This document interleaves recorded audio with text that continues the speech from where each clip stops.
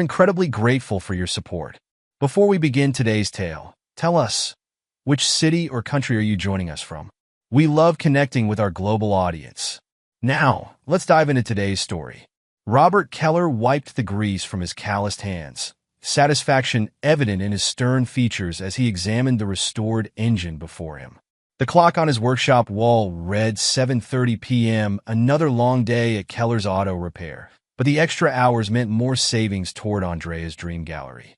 At 38, Robert had built his life through unwavering determination and hard work.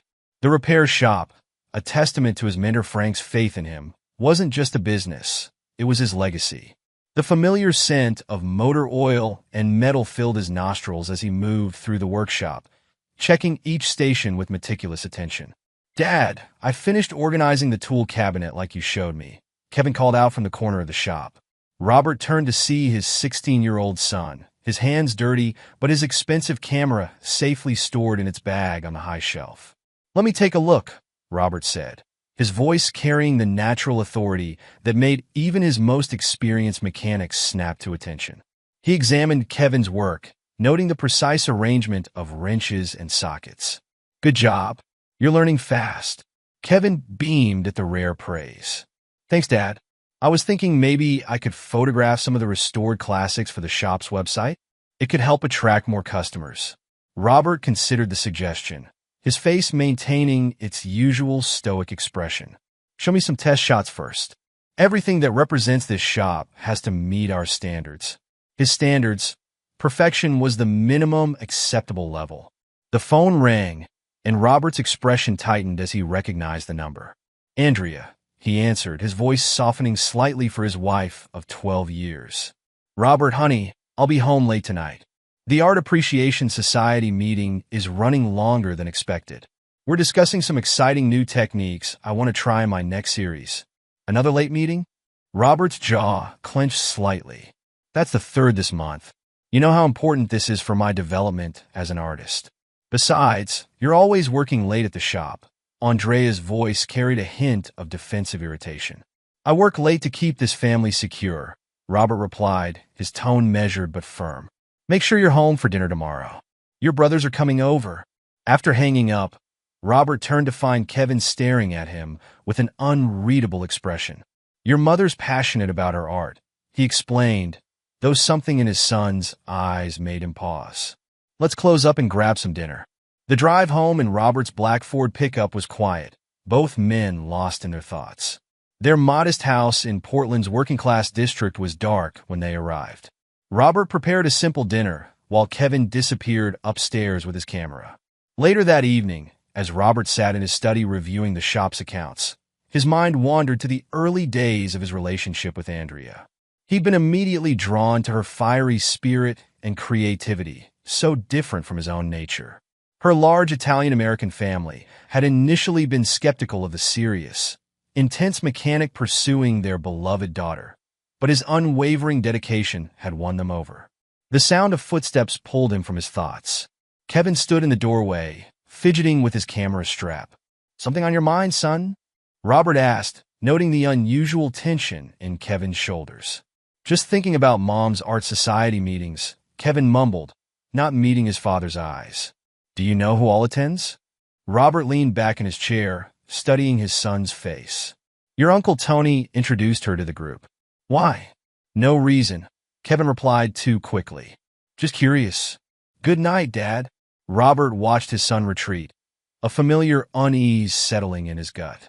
He'd built his life on reading people and machines, finding the problems others missed, identifying the signs of trouble before they became catastrophic failures.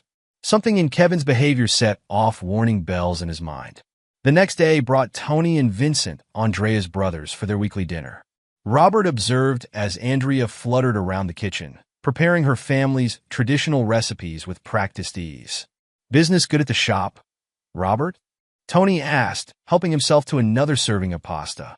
"Steady," Robert replied, noting how Andrea's movements stiffened slightly at the mention of work. "Though we've had some unexpected cancellations lately." Vincent raised an eyebrow. "Cancellations? That's not like your shop. You've always had more work than you could handle." "Things change," Robert said neutrally, his eyes fixed on Andrea's back as she unnecessarily rearranged items in the kitchen cabinet. Kevin remained unusually quiet throughout dinner, picking at his food and frequently checking his phone. Robert caught him watching his mother with an intensity that seemed out of place. After Andrea's brothers left, Robert found Kevin in the garage, organizing his photography equipment with the same precision he'd learned working on cars. "Want to tell me what's really bothering you?" Robert asked, closing the garage door behind him. Kevin's hands stilled on his camera. "Not yet, Dad. I need to be sure first." Robert nodded, respecting his son's judgment. He'd raised Kevin to be thorough, to verify before acting. "Whatever it is, we handle it as a family." "What if?" Kevin hesitated, his voice barely above a whisper. "What if what you find changes everything about our family?" Robert placed a heavy hand on his son's shoulder, his grip firm and reassuring. "Then we handle that too, no matter what." His voice carried the weight of absolute certainty, the same tone he used when declaring a car beyond repair or guaranteeing his work to a customer. That night, Robert lay awake in bed, listening to Andrea's steady breathing beside him. 15 years of working with machines had taught him to trust his instincts. Something was wrong, and both his son and his wife were at the center of it. He thought about his friend group, the men who'd stood beside him at his wedding. Peter Walsh, always ready with a joke and a helping hand. Daniel Torres, whose diner had been their regular hangout since high school. Scott Matthews, who'd helped them find their first house. And Bill Parker, the most recent addition to their circle, who'd quickly become Andrea's strongest advocate in their group. Robert's mind cataloged recent changes. Andrea's increasingly frequent evening commitments, the subtle shift in his friend's behavior around him, the unexpected decline in business at the shop. Like pieces of an engine laying on his workbench, he could sense these elements were connected, but the final picture remained just out of reach. His phone buzzed with a text from Peter. "Drinks tomorrow?" The usual crew. Robert typed back a simple yes, his decision already made. Whatever was happening, he would face it with the same determination that had defined his life. If someone was threatening what he'd built, they would learn why even Andrea's brothers had come to respect his capacity for absolute resolution. The bedroom door creaked slightly, and Robert caught a glimpse of Kevin in the hallway, camera in hand, his face set in grim determination. Father and son exchanged a look of silent understanding. Whatever storm was coming, they would weather it together. Robert closed his eyes, his mind already formulating contingency plans. He hadn't spent 20 years building his life to let anyone threaten it now. If his instincts were right, and they usually were, someone was about to learn the cost of betraying Robert Keller's trust. Kevin Keller adjusted his camera's zoom lens, his hands steady despite the emotional turmoil churning inside him. The warm afternoon sun did nothing to dispel the chill that had settled in his bones as he watched his mother's red Volkswagen Beetle pull into the parking lot of the Sunset Motel. He'd been practicing urban photography in downtown Portland, capturing the contrast between old architecture and modern developments, when he'd spotted the distinctive vehicle. His mother's car was impossible to miss. She'd hand-painted intricate flowers along its sides, turning it into what she called a mobile art piece. Through his viewfinder, Kevin observed as Andrea emerged from the car, checking her reflection in the window. She wore one of her painting shirts, spattered with colorful stains, her usual costume for art society meetings. But something about her furtive glances around the parking lot set off alarm bells in Kevin's mind. The next figure to emerge from the motel stopped Kevin's breath entirely. Bill Parker, his father's friend of 5 years, walked directly to Andrea's car. Kevin's finger instinctively pressed the shutter button, capturing the moment Bill's hands found Andrea's waist, the intimate gesture unmistakable in its meaning. "No, no, no," Kevin muttered, his photographer's eye continuing to document even as his mind reeled. He circled the motel's perimeter, keeping his distance while searching for better angles. That's when he spotted them. Peter's distinctive red truck with the dented fender, partially hidden behind the building, and Scott's sleek motorcycle concealed near the dumpster. Kevin's hands trembled as he switched to his telephoto lens, capturing damning image after damning image. His mother's Art Appreciation Society was appreciating something, but it wasn't art. "Hey kid," a gruff voice called out, making Kevin nearly drop his camera.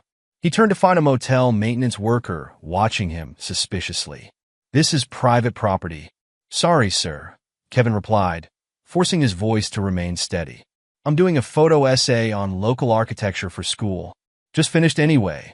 He walked away quickly, his mind racing. The weight of his camera felt like lead around his neck, its memory card now holding images that could destroy his family.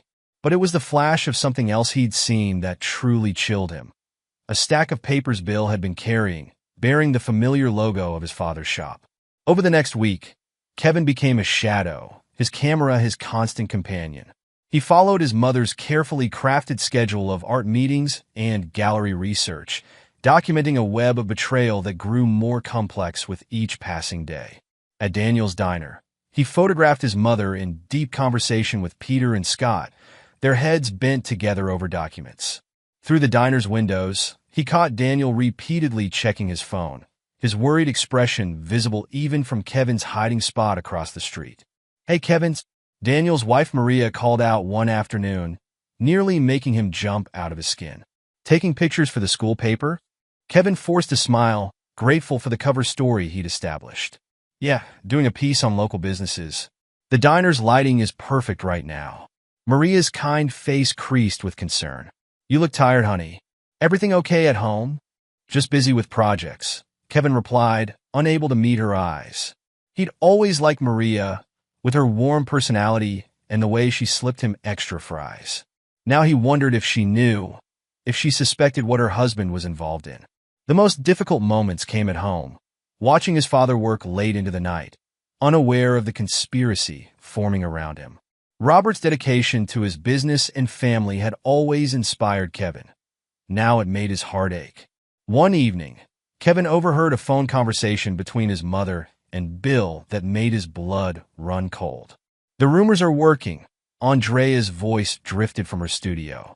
Roberts noticed the drop in customers. "He's worried about the business." "Perfect," Bill replied, his voice tinny through the speaker. "A few more months of this, and he'll be ready to sell. The property values in that area are skyrocketing. The shop's land alone is worth a fortune. And once he sells," Andrea continued, her voice taking on a dreamy quality Kevin had once associated with her passion for art, "we'll have the capital for the gallery. I've already found the perfect building." "You're sure he won't suspect anything?" Bill asked. Robert's not exactly known for taking things lying down.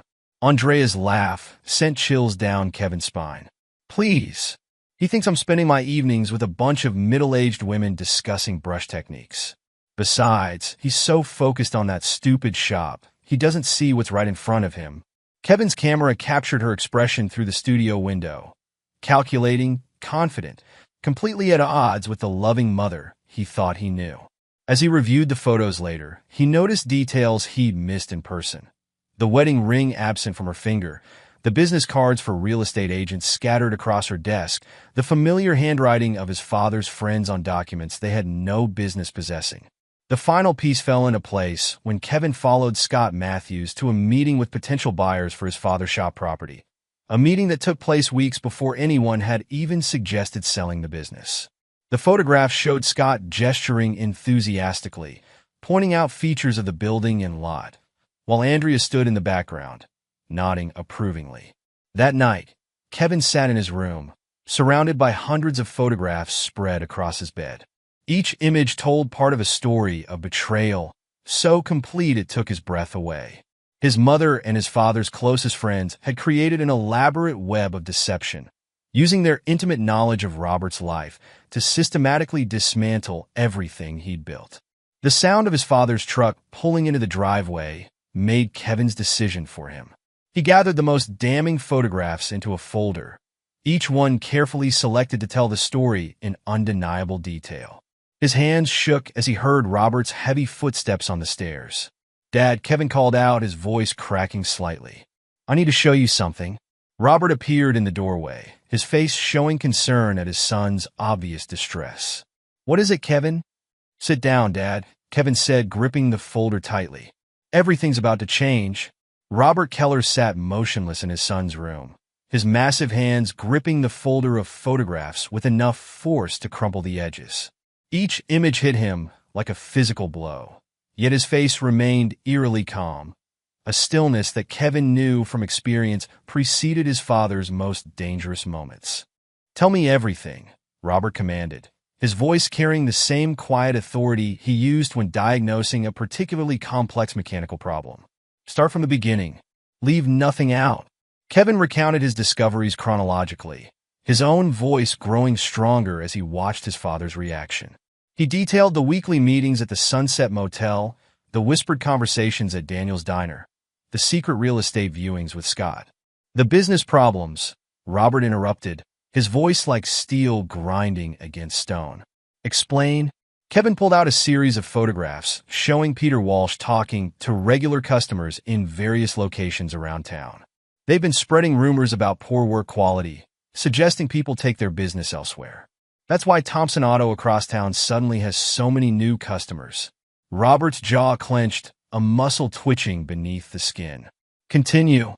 The next hour passed as Kevin revealed the full scope of the betrayal.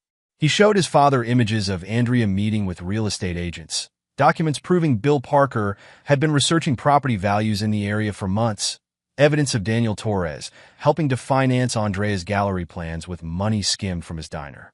"Your mother," Robert said finally, his voice dangerously quiet. "How long?" "The affair started just after the wedding," Kevin replied, forcing himself to meet his father's intense gaze. "She chose your groomsmen carefully, Dad. Bill was the last addition. She made sure he was hired at the Parks Department 3 years ago to complete her circle." Robert stood abruptly, his full height making the bedroom feel suddenly smaller. He moved to Kevin's window, staring out at the neighborhood he'd worked so hard to make their home. "The gallery money," he said his back to his son. "The extra shifts I worked, the loans I took out. She's been funneling it to a separate account," Kevin confirmed, pulling out bank statements he'd photographed in Andrea's studio. "Bill's been helping her manage it. They're planning to open the gallery together after they convince me to sell my shop," Robert finished, his voice devoid of emotion. "After they destroy everything I built, they expect me to finance their future with the proceeds." Kevin watched his father carefully, recognizing the dangerous calm that had descended over him. He'd seen this state before, when a drunk driver had nearly hit Kevin outside the shop, when a rival mechanic had tried to sabotage their equipment. It was the calm that preceded calculated, devastating action. "You did well," Robert said finally, turning to face his son. "Documenting everything, gathering evidence, making sure before coming to me. You understand what happens next? We're going to destroy them," Kevin stated with certainty. A slight smile crossed Robert's face, not one of joy, but of grim determination. "Yes, we are. But first, we need to protect what's ours." He picked up his phone, checking the time. "Your mother's at another meeting. Come with me." They drove to Robert's lawyer's office in silence, the folder of evidence secure in Robert's grip. The night air hummed with tension as they pulled into the empty parking lot where a single office light remained on, waiting for them. Inside, Robert's longtime attorney James Morrison reviewed the photographs with professional detachment, occasionally making notes in his leather-bound portfolio. His weathered face betrayed no emotion as he examined proof of his client's systematic betrayal. "We need to move quickly," Morrison stated, adjusting his wire-rimmed glasses. "I assume you want to protect the business first?" Robert nodded, his face set in stone. "Transfer full ownership to Kevin, with my parents as trustees until he's 18. I want it ironclad. Nothing Andrea or her conspirators can touch." Kevin watched as the lawyer drafted documents, his father's signature bold and unwavering on each page. The clock ticked past midnight as they secured their defensive position, Morrison occasionally offering quiet advice about asset protection and legal strategy. "Dad," Kevin spoke up during a lull. "What about the house? Mom's studio?" Robert's eyes hardened. "The house stays in my name. Her studio." A dangerous smile played at the corners of his mouth. "Let her keep painting for now. Every brushstroke is just more evidence of her betrayal." The drive home was interrupted by a call from Andrea. Robert put it on speaker, his knuckles white on the steering wheel. "Honey, I'm staying at Sarah's tonight." Andrea's voice filled the car, the lie flowing effortlessly. "We lost track of time discussing technique, and it's so late." "Of course," Robert replied, his voice perfectly controlled. "Take all the time you need with your art friends." After hanging up, Kevin pulled out his camera, showing his father the fresh photos of Andrea entering the Sunset Motel with Bill barely an hour ago. Robert's only response was a slight tightening of his jaw. They arrived home to find messages from several of the conspirators on Robert's phone. Routine texts maintaining their facade of friendship. Peter asking about weekend plans, Scott sharing a funny meme, Daniel inviting them to try his new menu items. How can they act so normal? Kevin wondered aloud, disgust evident in his voice. Robert's response was measured, each word carefully chosen. "Because they think they're smarter than me. They see the mechanic who fixes their cars, the friend who works overtime to support his wife's dreams. They don't see the man who built something from nothing, who survived growing up in foster homes, who earned every callus on his hand through sheer determination." He turned to his son, his eyes glinting with controlled fury. "They chose their role in this story. Now we'll show them exactly what kind of man they betrayed." Late into the night, father and son sat at the kitchen table, their phones switched off, the house silent except for the occasional sound of papers being shifted. They reviewed every photograph, every document, every piece of evidence Kevin had gathered. "The business first," Robert muttered, more to himself than to Kevin. "Then their reputations, their marriages, their dreams." He looked up at his son. "You understand there's no going back from this? Once we start, we don't stop until they've lost everything they valued." Kevin met his father's gaze steadily. "They didn't just betray you, Dad. They betrayed our whole family. They used your friendship, your trust, your hard work, all while laughing behind your back. They deserve everything that's coming." Robert nodded, pride mixing with the anger in his expression. "Tomorrow, we start gathering allies. There are others they've hurt, others who'll want justice." He stood, his massive frame casting a shadow across the table. "Get some sleep. We have work to do." As Kevin headed upstairs, he paused at the sight of his father, standing in the doorway of Andrea's studio, studying her latest paintings with an unreadable expression. "Dad," he called softly. Robert turned, his face set with grim determination. "Your mother always said art should evoke emotion, make people feel something deep in their souls." His hand traced the edge of a canvas without touching it. "We're going to help her create her masterpiece, the perfect illustration of consequences." Kevin nodded, understanding the depths of pain and fury beneath his father's controlled exterior. As he prepared for bed, he could hear Robert in his study, making calls to set their plans in motion. Tomorrow would mark the beginning of their calculated response, the first moves in a game their enemies didn't even know they were playing. The betrayers had spent years building their web of deception, thinking themselves clever and safe. They were about to learn that they had underestimated both the strength of the man they'd betrayed and the loyalty of the son who had exposed their schemes. The coming storm would sweep away their comfortable lies, leaving nothing but the harsh truth of their choices in its wake. The morning after their late-night meeting with the lawyer, Robert Keller sat at his kitchen table, cleaning his antique Colt revolver, a ritual that had always helped him think. The weapon, like everything else he owned, was meticulously maintained. Kevin watched from the doorway, understanding that his father's measured movements masked a calculating mind at work. "Your mother called," Robert said without looking up. "She's coming home this afternoon. Says she has exciting news about a potential gallery space." Kevin placed a fresh stack of photographs on the table.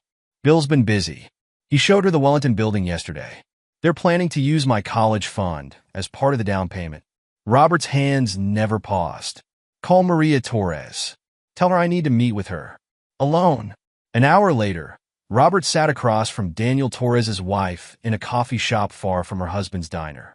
Maria's sharp features and pressed suit spoke of her years as a paralegal before marriage had redirected her ambitions. "I wondered when you'd contact me," Maria said, sliding a thick manila envelope across the table.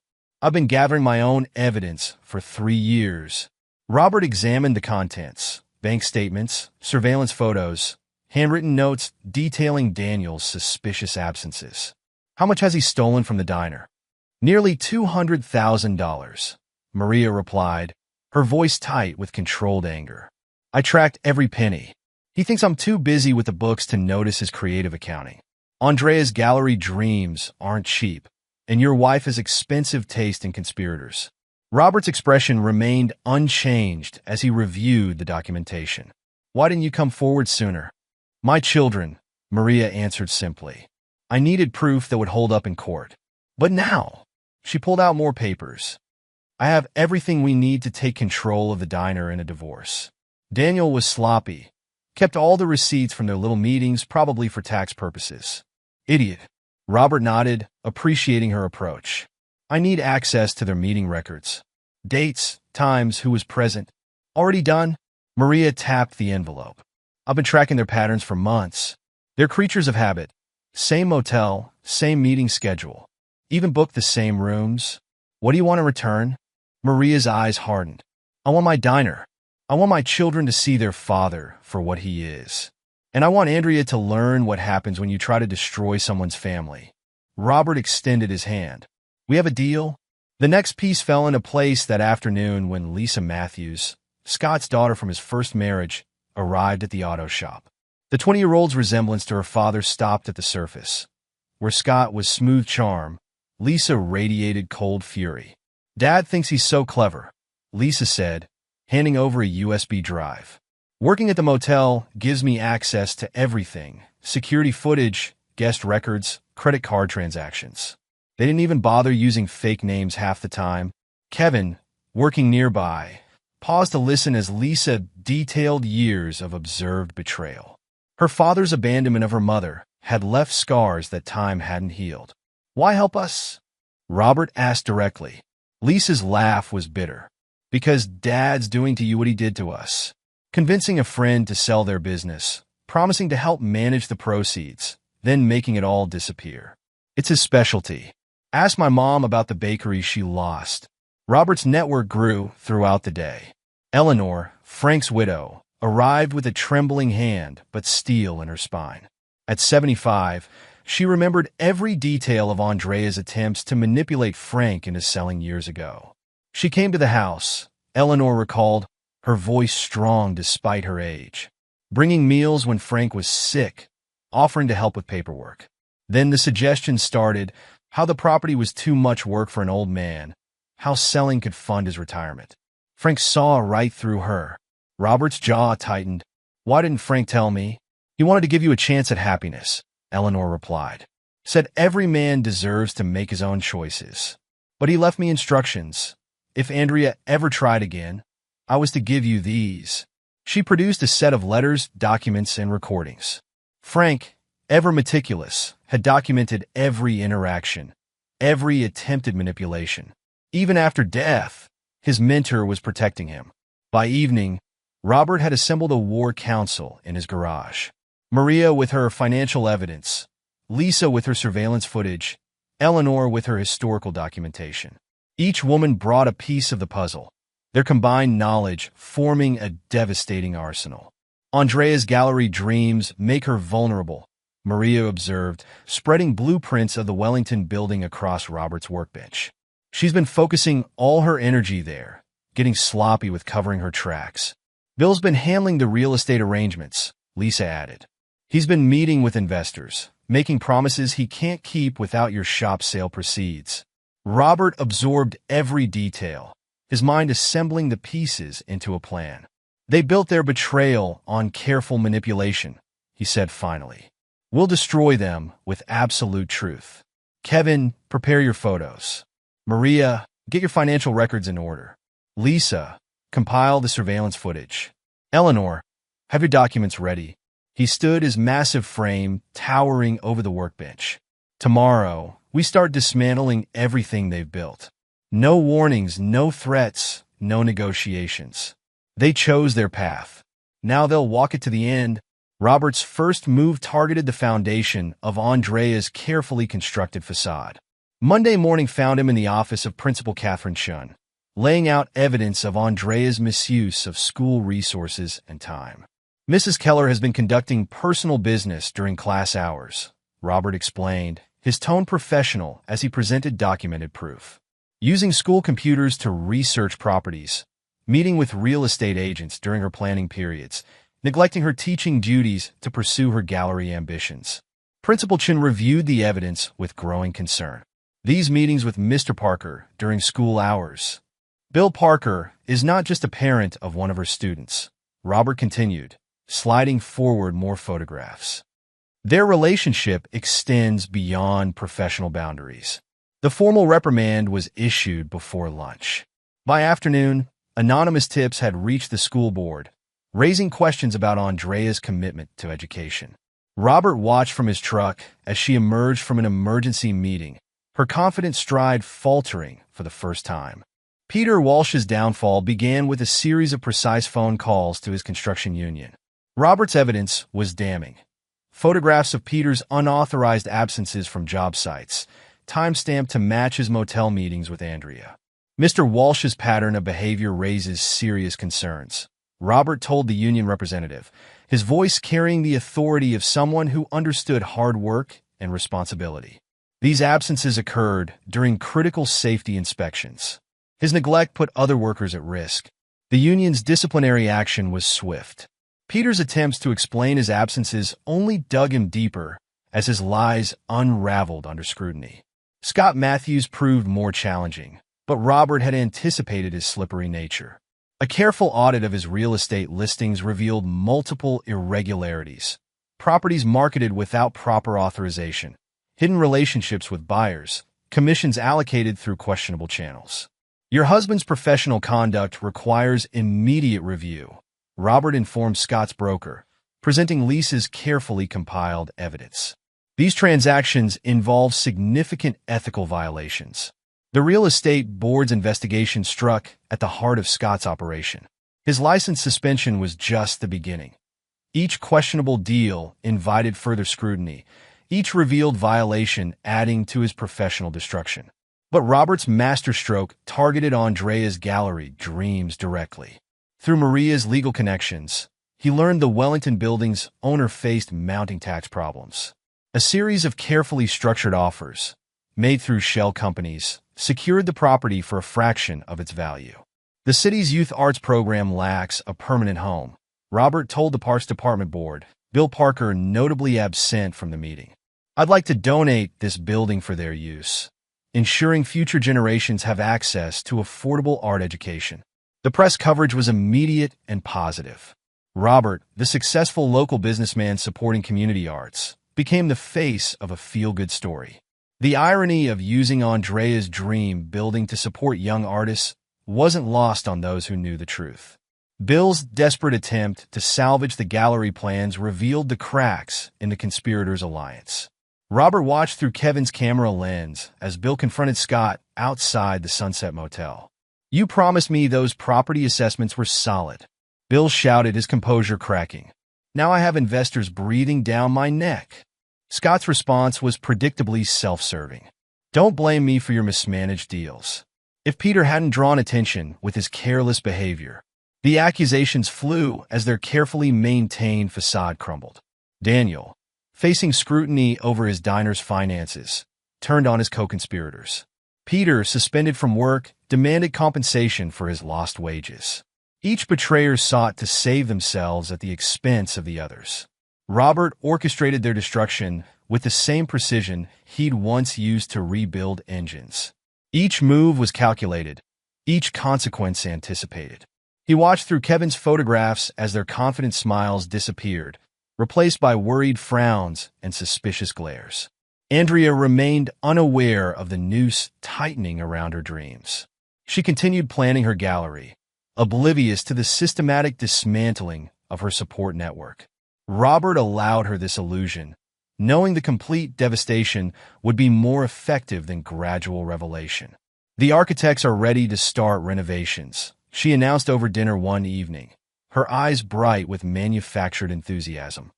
"Once you sell the shop, we'll have everything we need to make the gallery a reality." Robert met her gaze steadily.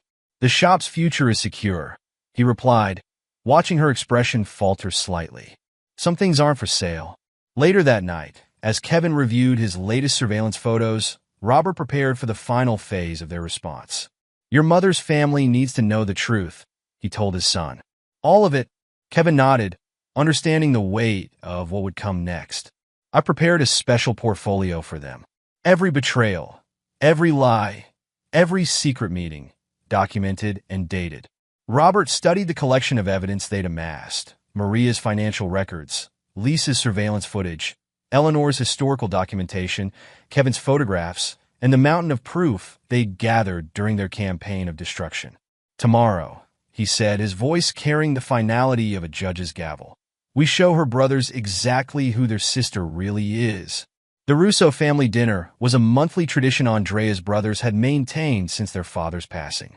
Tony and Vincent Russo, proud inheritors of their father's construction business, had always treated Robert as blood. Their belief in family loyalty made the revelation of Andrea's betrayal even more devastating. Robert arrived at Tony's house with Kevin and their evidence. The brothers' wives and children were conspicuously absent. This would be a family matter in the oldest sense. "Robert," Tony greeted him warmly, then noted his expression. "What's wrong?" Vincent, always more perceptive, studied the folder in Robert's hands. "You've got something to tell us." Robert placed Kevin's portfolio on the dining room table. "Your sister isn't who you think she is." The next 2 hours destroyed decades of family trust. Tony and Vincent reviewed the evidence in rigid silence, their faces darkening with each revealed betrayal. Kevin's photographs told an undeniable story: their beloved sister using and discarding people. "The affair started right after the wedding," Robert explained, his voice steady. "She chose my groomsmen carefully, manipulated them into helping destroy my business, all to fund her gallery dreams." Vincent's fists slammed into the table. "We vouch for you to Papa," he said, his words directed at Andrea's smiling face in an old family photo. "Told him you'd found a good man, someone worthy of our family's trust." Tony stood abruptly, pacing the room with barely contained fury. "The business sabotage. That's why you lost the Martinez contract? The Rodriguez repairs?" Robert nodded. "They've been spreading rumors, steering customers away, using their knowledge of the business to target our reputation. She used us," Vincent realized, his voice hollow. "Those referrals she asked for, the clients she wanted us to send to her friends. We were helping her destroy you." The brothers' reaction validated Robert's assessment of their character. Their loyalty, once given to their sister, transferred fully to the man she'd betrayed. Family meant everything to the Russos, and Andrea had violated its most sacred tenets. "Mama needs to know," Tony declared, though his voice cracked at the thought. "She deserves to hear it from family." The drive to the Russo matriarch's home was silent.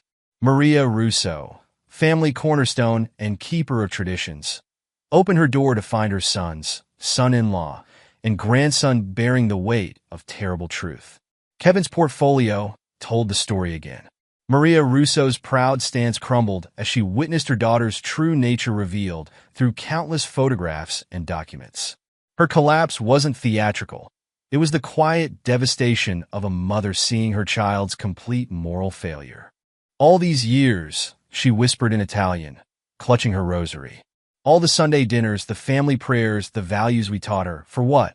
To become this?" Andrea's attempts to spin the situation came later that week.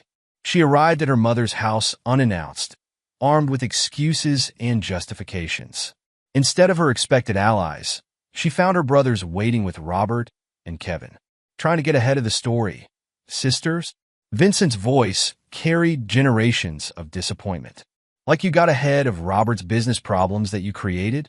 Andrea's practiced explanations withered under her family's unified rejection. When she turned to her mother for support, she found only judgment in those familiar eyes. "Mama, please," she pleaded. "They don't understand about the gallery, about my dreams." "Dreams?" Maria Russo's voice could have frozen flame. "I dreamed of raising a daughter who understood family, loyalty, love. Instead, I raised a serpent who poisoned her own nest." Kevin's camera captured it all, his mother's masks cracking, her manipulations failing, her family turning away one by one. The betrayer found herself betrayed by the very bonds she'd taken for granted. The support network formed organically after that. Maria Torres reached out to Lisa Matthews, sharing strategies for documenting betrayal. Scott's first wife connected with Peter's wife, comparing stories of suspected infidelity and manipulation.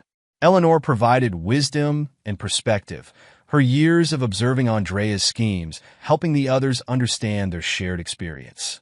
Robert watched it all through Kevin's lens, noting how the conspirators' wives found strength in unity while their husbands turned on each other. The betrayer's carefully constructed world was collapsing, each piece falling exactly as he'd planned. "They're starting to understand," he told Kevin as they reviewed the latest surveillance photos. "Every dream they built on betrayal, every plan they made at my expense, it's all turning to ash." Kevin studied a particularly striking image.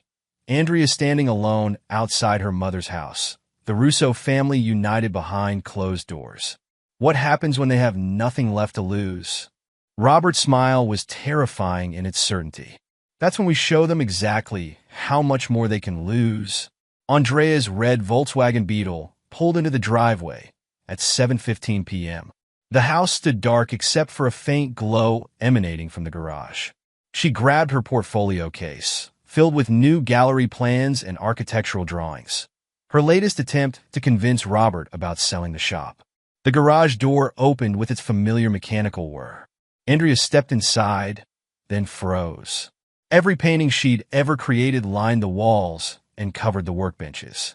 Her entire artistic journey surrounded her, from her earliest student works to her most recent pieces.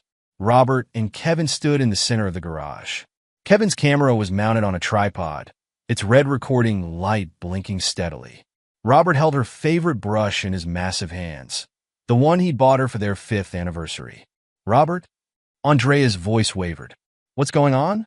"You always said art should reveal truth," Robert replied, his voice carrying the same calm precision he used when diagnosing engine problems. "Tonight, we're going to create your masterpiece." He snapped the brush in half with a sharp crack that made Andrea flinch. 15 years of marriage. 12 years of friendship with men I trusted. All of it sacrificed for your art. "You don't understand," Andrea protested, reaching for a nearby canvas. "The gallery is our future, our chance at something better." Robert's laugh held no warmth. "Our future? Or your future with Bill?" He picked up one of her larger paintings, an abstract piece she'd spent months perfecting. "You chose your art over our marriage." The canvas split under his hands. Over Kevin's stability, another painting fell victim to his destruction. Over the trust of everyone who loved you. Andrea lunged forward, trying to save her work, but Kevin blocked her path. His camera captured every moment of her desperate attempts to protect her creations. "Kevin, please," she begged. "These are my life's work." "Like the shop is Dad's life's work?" Kevin's voice carried a steel edge that matched his father's. "The one you and your lovers tried to steal?" Robert continued his systematic destruction. "Watch," he commanded as another canvas tore. "Watch your dreams burn like you burned our family." Andrea's screams echoed off the garage walls as decades of artistic expression crumbled before her. She tried bargaining, threatening, pleading, each strategy falling as flat as the shredded canvases at her feet. "I can explain everything," she attempted, her composure cracking. "The gallery would have benefited all of us. Bill and I had plans." "Bill won't be helping anyone anymore," Robert interrupted, destroying a particularly valuable piece she'd planned to display in her gallery. "His career at the parks department ended this morning. Seems the board frowns on employees using city property for illicit meetings." Kevin's camera documented every piece's destruction, every failed attempt at manipulation, every mask slipping from Andrea's face.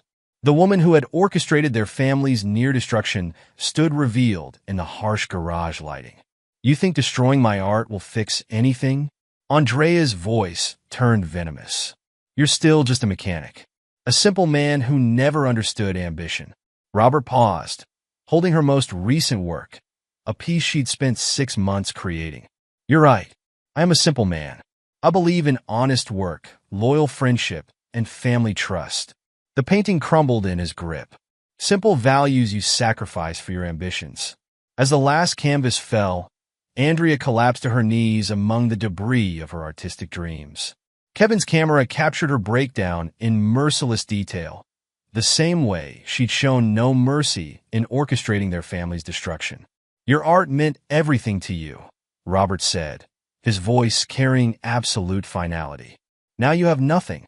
The fallout from that night spread through Portland's art community like wildfire. Robert's evidence, meticulously compiled over months, revealed a pattern of plagiarism in Andrea's work. Her original pieces were exposed as sophisticated copies of obscure European artists, her technique a carefully crafted facade of borrowed talent. The local art society rescinded her membership. Galleries that had shown interest in her work quietly withdrew their offers. Her reputation, built over years of networking and manipulation, crumbled under the weight of irrefutable proof. At Benjamin Franklin High School, Principal Chun called an emergency meeting with the Board of Education. The evidence of Andrea's affair with Bill Parker, a parent of one of her students, made her position untenable. "Mrs. Keller," Principal Chen's voice carried professional disappointment. "Your resignation is effective immediately. The board has agreed to keep certain details private, provided you leave without contest." Andrea's attempts to defend herself fell apart as more evidence emerged. Her use of class time for gallery planning, her inappropriate relationship with a parent, her misuse of school resources. Each revelation tightened the noose around her career. The groomsmen's reckonings came simultaneously. Daniel Torres arrived at his diner one morning to find the locks changed. Maria, armed with proof of his financial misconduct, had executed a flawless legal strategy. "The books don't lie, Daniel," Maria informed him through the locked door, her paralegal training evident in her precise documentation. $200,000. Every penny tracked, every transaction recorded. "The divorce papers are with your lawyer." Scott Matthews received notification of his permanent license revocation. The real estate board's investigation, fueled by Lisa's evidence, uncovered years of ethical violations. "Dad," Lisa told him as she cleared out her desk at the motel, "you taught me that actions have consequences. Consider this your lesson." Peter Walsh's union membership ended with a unanimous vote.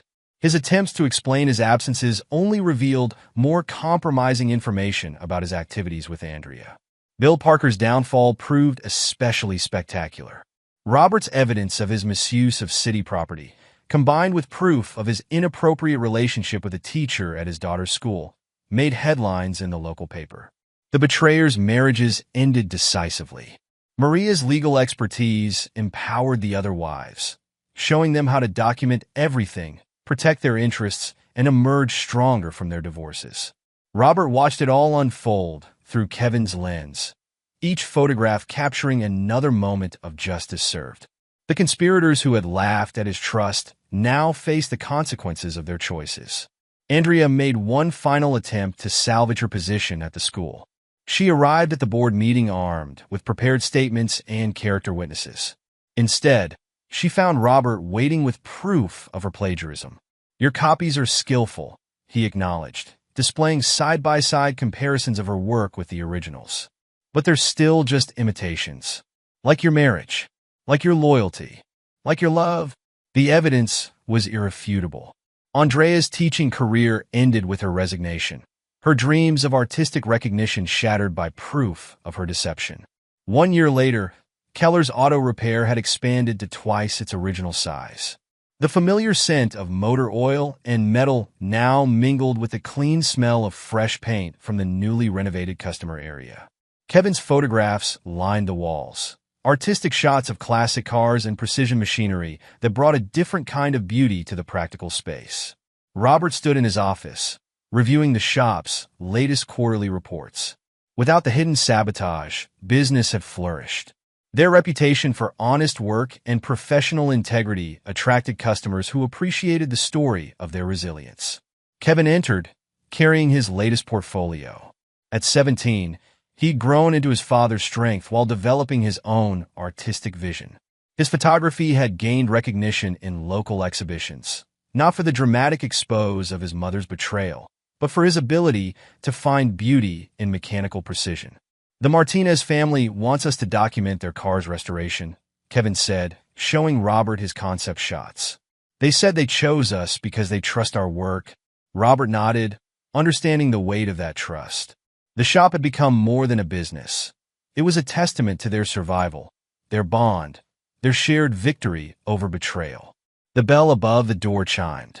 Maria Russo, Andrea's mother, stood in the entrance, holding a letter.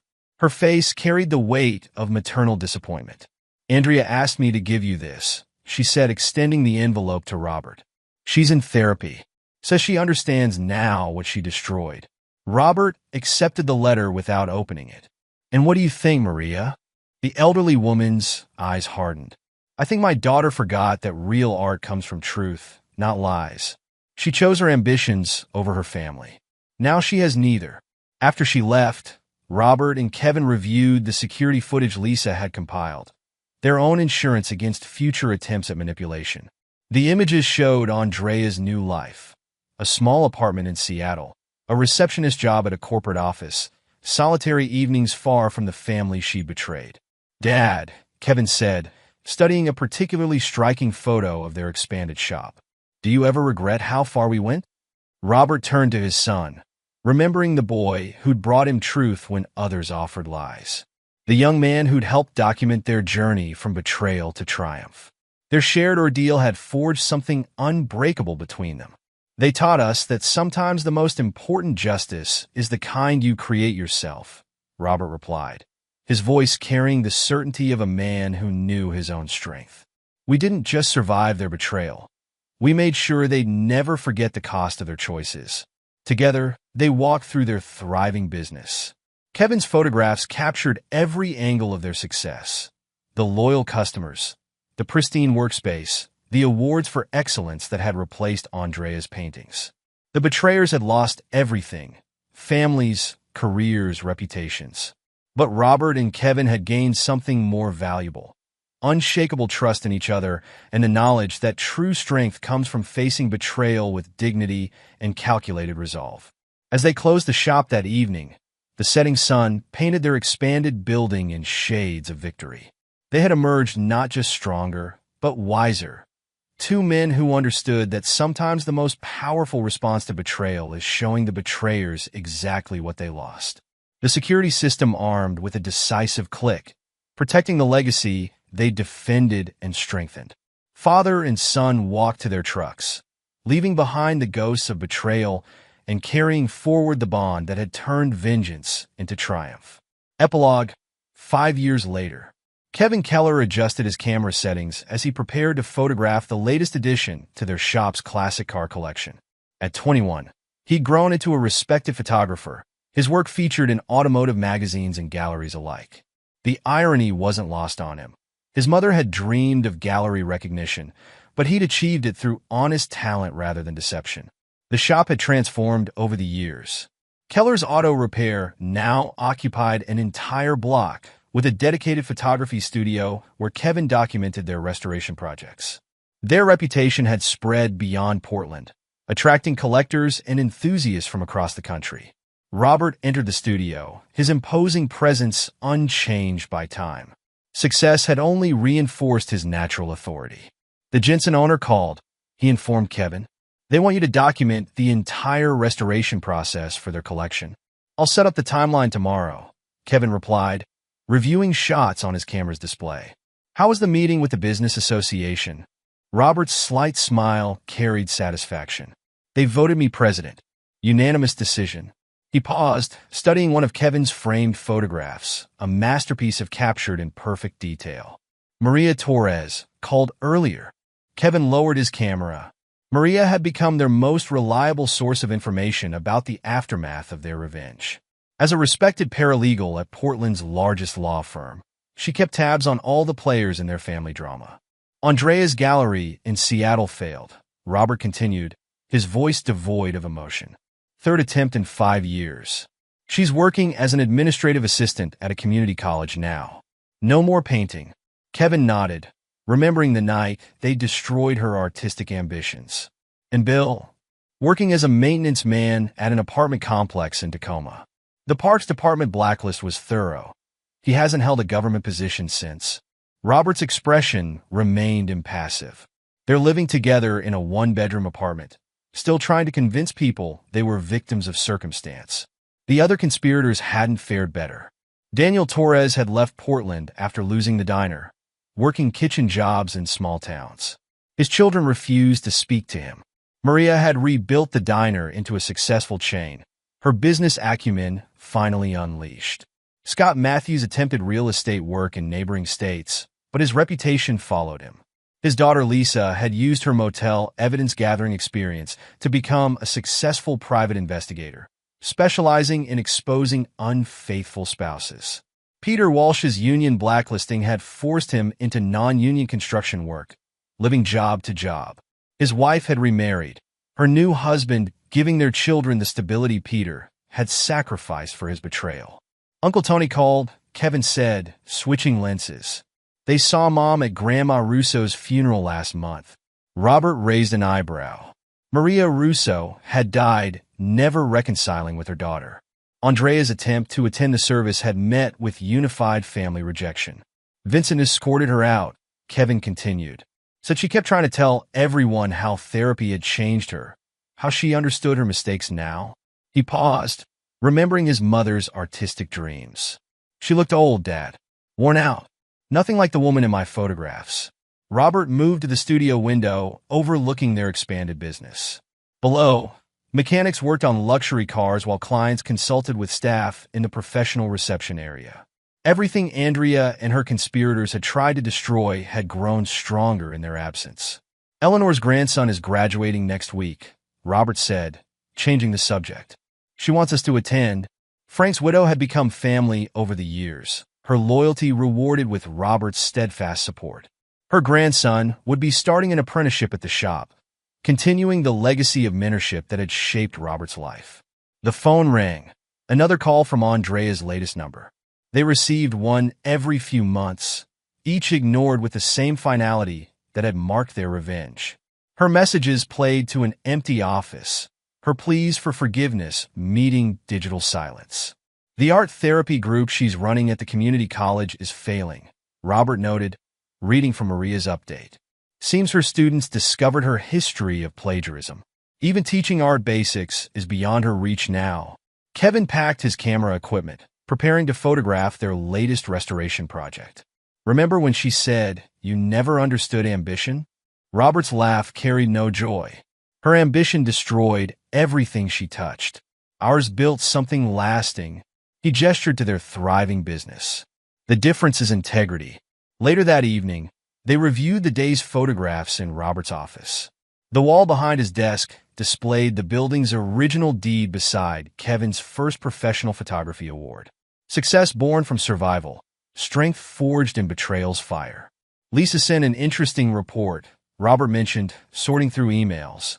Bill tried to open a small landscaping business.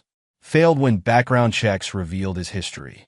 They're living on Andrea's salary now, barely making rent. Kevin remembered his mother's dreams of artistic recognition, her plans for a prestigious gallery. Now she spent her days filing paperwork and her evenings failing to teach basic art classes. Bill had transformed from a respected city official to a handyman dependent on his mistress's meager income. The community college is reviewing her position, Robert added. Apparently, someone anonymously sent them documentation of her past misconduct as a teacher. Their revenge continued to ripple through lives, consequences compounding over years. The betrayers had lost not just their marriages and careers, but their very identities. Each attempt to rebuild met with the silent resistance of their documented sins. A new email notification appeared, Andrea's latest attempt at contact. The subject line read, "Please, I need closure." Robert deleted it without reading, just as he'd done with every message for 5 years. In his world, betrayal didn't deserve closure. It deserved consequences, served cold and lasting. The Martinez restoration shoots start tomorrow, Kevin said, changing subjects with practiced ease. They want to feature the process in Classic Car Monthly. Robert nodded, proud of his son's success. Kevin had transformed the pain of betrayal into art, his camera capturing truth instead of lies. His photographs hung in galleries Andrea had once dreamed of approaching, his reputation built on talent rather than deception. The security system activated with its usual precision as they prepared to leave. Below, The shop's neon sign illuminated their success against the darkening sky. The betrayers had tried to claim this legacy for themselves, never understanding that true success comes from building, not destroying. They walked to their vehicles, Robert's custom pickup and Kevin's professional photography van. Father and son, bound not just by blood, but by shared victory over those who'd tried to destroy them.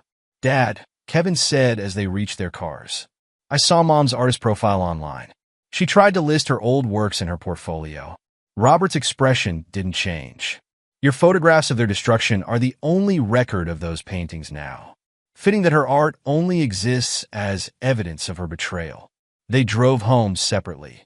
Robert to the house he'd kept, enhanced now with a professional garage for his classic car collection, Kevin to his newly purchased home in a prestigious neighborhood. Their success stood as living proof that karma, guided by patient hands, repaid all debts with interest. Andrea and Bill remained in their small Tacoma apartment, surrounded by her blank canvases and his maintenance tools.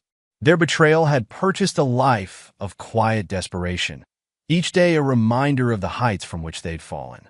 The other conspirators lived similar half-lives.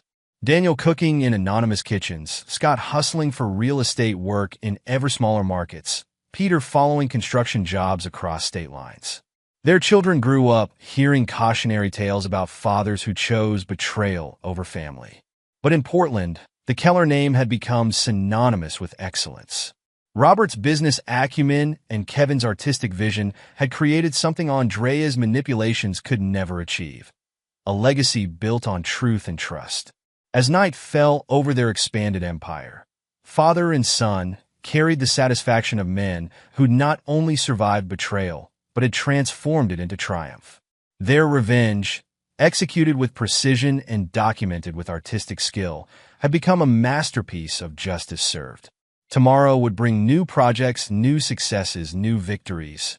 But for those who had betrayed them, tomorrow would dawn like every day for the past 5 years, heavy with regret and bitter with the taste of consequences.